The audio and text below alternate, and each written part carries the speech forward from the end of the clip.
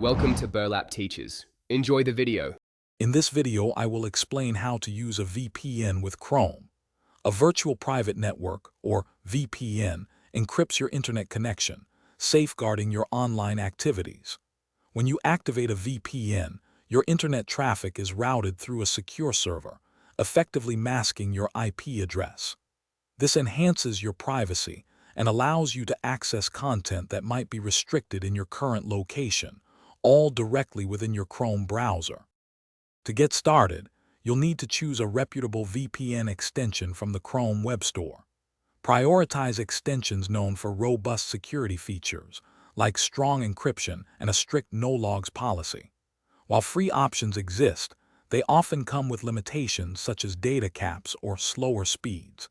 Paid services typically offer better performance and a wider selection of server locations. Always review user feedback before making your choice. Once you've selected an extension, navigate to the Chrome Web Store. Search for the VPN by name and click the Add to Chrome button. A confirmation pop-up will appear. Click Add Extension.